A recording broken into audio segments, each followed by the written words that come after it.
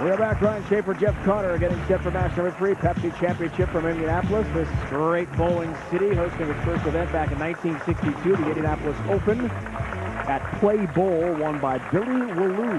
He was inducted into the Hall of Fame in 1975. Here's Ryan Randy Peterson and Chris Barnes all with you. Norm Duke is bowling today, so Norm will not be in the booth because he is competing. Billy Wallou, excuse me about that. Got that right. Billy Wallou had my job in the beginning of the Pro Bowlers Tour on television. After Billy Wallou was Nelson Burton Jr.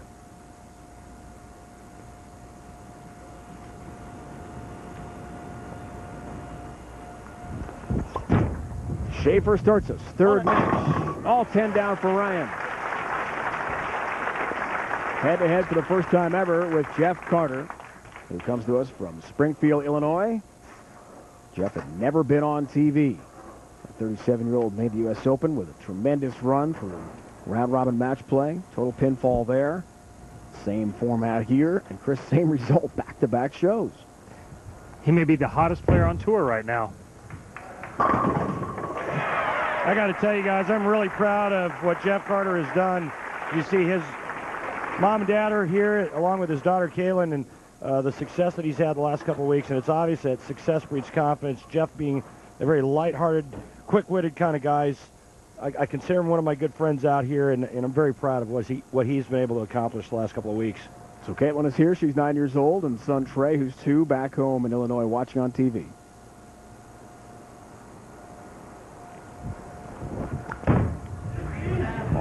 High plus strike, Jeff Carter, who had a lot of regional success until his last 3 weeks on tour, when he has just been blitzing the field to make 2 shows. And guys, when we talk about the PBA experience, where you have an opportunity to bowl league and experience the same type of oil pattern that we're bowling on, we talked about the multiple angles. You can see Jeff Carter now doing it, Ryan Shafer going straight, Jeff Carter hooking it. We talked about the different angles on this pattern. And Chris, you know a lot about this since you are an official spokesperson for USBC. Tell us a little bit more about that and how you would experience what our guys are doing here today. Well, that's the whole premise behind the PBA experience, is that you get to bowl on the exact same things that we bowl on tour. The response this year has been tremendous. I think there's over 700 leagues now actively participating in PBA experience leagues, and you get to play different angles. You get on something besides your average house shot, and you get to learn how to bowl on some things that are a little bit tougher, and it ups your experience level very quickly and your talent level as well. Experience League started January 1st. Chris appearing on flyers, videos. PBA.com, bowl.com. You can get information on the PBA Experience Leagues. Randy, Ace Hardware matchup here. Shafer, Carter, break it down for us. Well, Ryan Shafer with all the television experience, the 4 titles. But I'll tell you what, like Chris Barnes said, there may not be a hotter bowler on tour right now the last couple of weeks than Jeff Carter. And, you know, a guy that was just a so-so player. He was just doing okay out here right around the exempt cut number. It's all of a sudden finishing 3rd at the U.S. Open and back on television once again. He's making a rear run at the Japan Cup right now. Hey, Chris, let me ask you this. You see the 2 different lines that the players are playing. Ryan Shafer going much straighter, Jeff Carter in and hooking it a lot. Who would you give the advantage to at this point? Well, because the lanes have broke down more and they're getting easier, I think the advantage actually goes to Jeff Carter because he uses more entry angle through the pocket. Top 16 make the Japan Cup. We saw Jeff's ranking there a moment ago. Chris alluded to his run of the top 16, 23rd coming into this show today. Oh, push. That comes in high. And a difficult split here. 4-7-9. Randy, what'd you do here? Well, he got that ball left. He heard that word again, the famous word that we like to use when we make a mistake left is push. That ball doesn't. Goes through the nose. He needs to get the ball over here left of the 4-pin, drive it into the 9. The ball will take care of the 7. Just 20% split conversion so far. Will not get it. Open frame. 4-9 is up. And Chris Jeff had said to us last night he really was trying to ride the momentum of the U.S. Open success, trying to learn from that first experience on TV. Sometimes you face adversity. You got to rally on television. It's not easy. Well, you have to make decisions so much faster. TV is just it's micromanaged compared to everything else during the week, where you might get to hang on for a half a game or a game. Here, basically, in a frame or two, you have to make the right decision, and you need to do it much sooner. Hold it. It does hold. And a great start continues for Ryan Shafer. Guys, I think the other thing that makes Ryan Shafer such a great player is he's not afraid to make adjustments. He's not afraid to take chances. And you saw the first ball that he threw in the last match. He played in, came in late, left that big, ugly split. And what does he do? He immediately changes bowling balls and moves a couple of arrows to the right and starts firing it around second arrow. He's not afraid.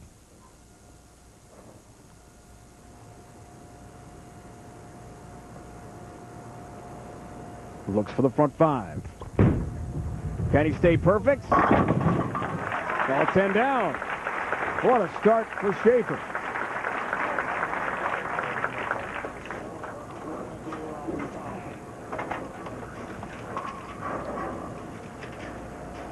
Jeff Carter worked on his timing in the off week, watching footwork in relation to the downswing and the release. And he thought that helped him. Chris one day took a couple hours doing that.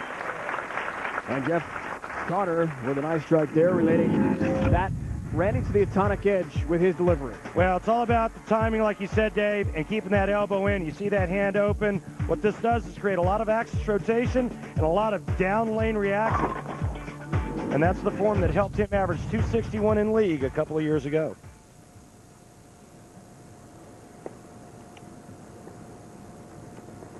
Wanted to come out today, told us to really attack the lanes, be aggressive. With shots like that.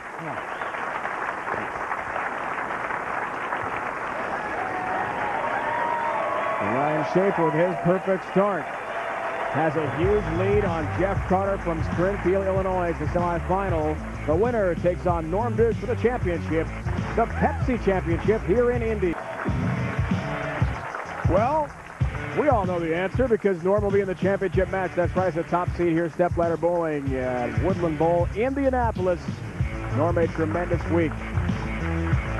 More than 3,000 bowling fans have already joined the fun at bowling's digital destination, bowlspace.com. Bowlspace, the first online social network exclusively for bowlers, where you can share pictures, videos, stories with bowlers from around the world. To create your own profile, simply click on the Bowlspace link on PBA.com today.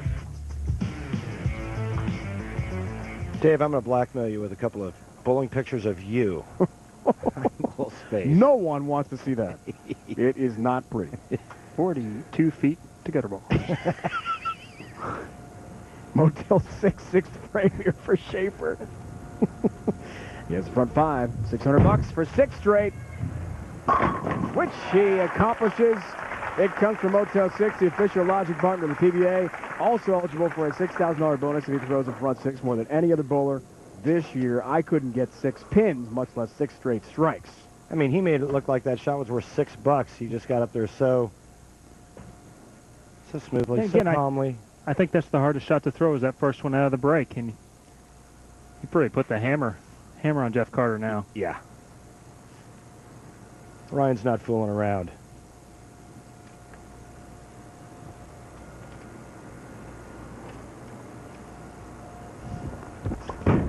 How about 7 straight? Will help. Oh, you'll get it, Ryan. 7 in a row to start the match here with Jeff Carter. We've had a 300 game on TV this season. Just one. Tony Reyes back in November, we told you about. Holding offense. Guy in the maroon shirt. Jeff, by winning the Midwest region title last year, became one of the regional champs on the Denny's PBA Tour. Exempt this season. A lot of Look help. out. Wow. There's a lot of help. It was, indeed. It must be the crazy witchcraft from the puka shells he's wearing, but he gets the greatest break one can imagine here. When he comes in light, he's looking at the 2-4-10 or 2-10 split and trips the 2-pin forward. And he goes, okay, enough of that nonsense. It's almost like they thought he was Tommy Jones. Last year's Player of the Year, Tommy Jones, just one title this season. So Jeff Carter, 11 regional championships.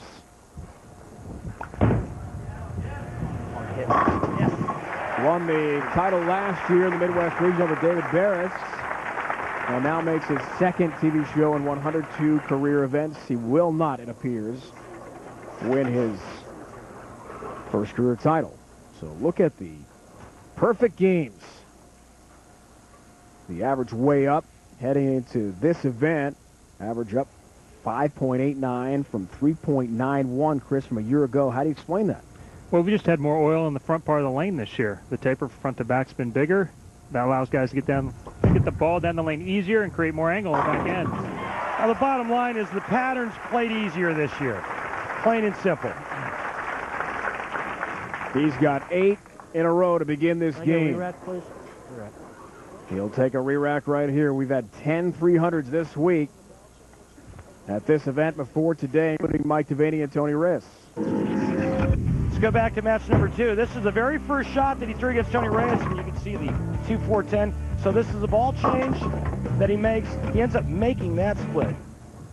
And this is where he's at now. He's just absolutely firing it right around second arrow. And right now, he is perfect through 8 frames.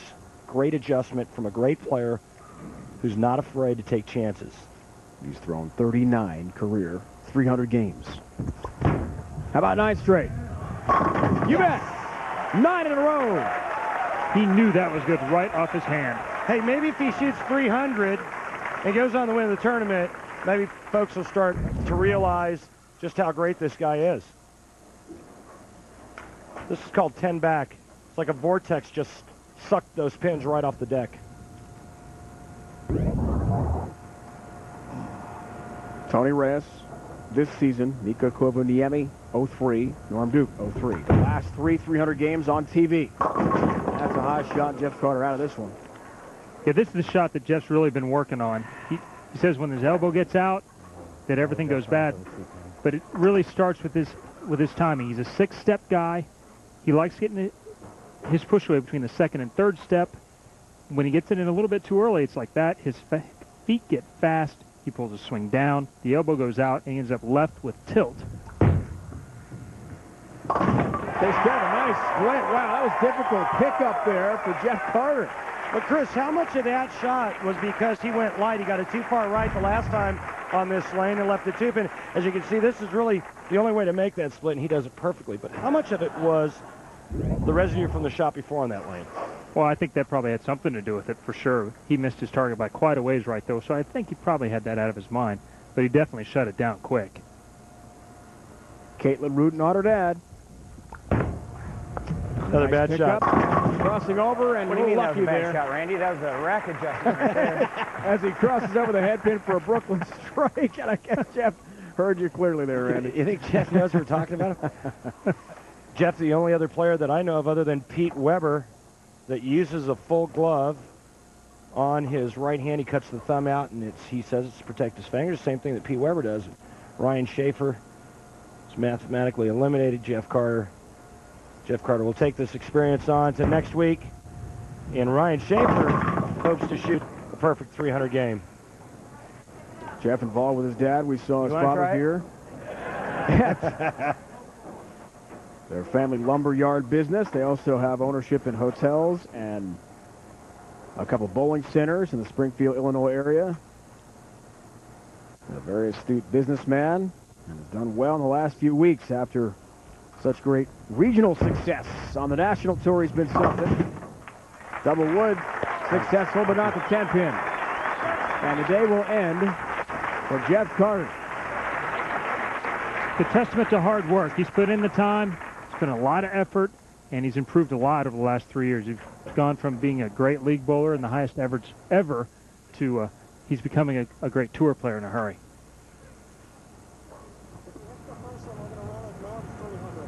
Three more strikes. That's what he needs for perfection.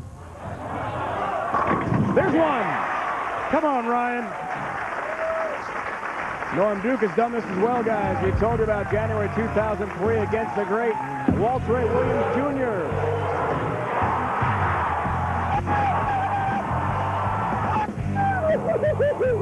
That was the 15th all-time televised 300. Since then, Mika Koivuniemi, Windsor Locks, Connecticut, in the blizzard, just off the airport in Hartford, in 03, and this year, Tony Reyes, November 5th, 06. Needs 2 more for a 300. Come on, get it! That's what I'm talking about! The 10-pin goes down. He's one more for a perfect game. The messenger across the deck takes out number 10. Watch this. His headpin's going to go to the sidewall. We call it the scout, the bird dog. I call this a thing of beauty.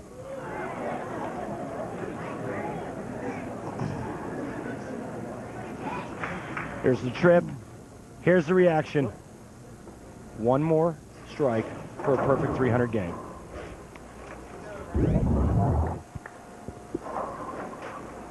What's he need to do here to make his best shot?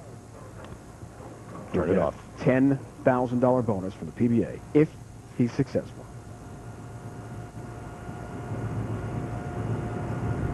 Come on! Yeah! Boy! He did it! 300 Ryan Shafer! Unbelievable! Hey, Unbelievable! we're going to be on the ESA platform. Great job! Unbelievable! Oh, man. Great job. Awesome. I can't even throw 300 and lead. Way to go, kid. He'll hug PBA legend Carmen Salvino, our commissioner Fred Schreier as well. For the first time in his career, Ryan Shafer throws a 300 game on TV. The 18th all-time. The thing is, he's got one more match to go. He's still got to take on the top seed, Norm Duke. Emotions running high here in Indianapolis.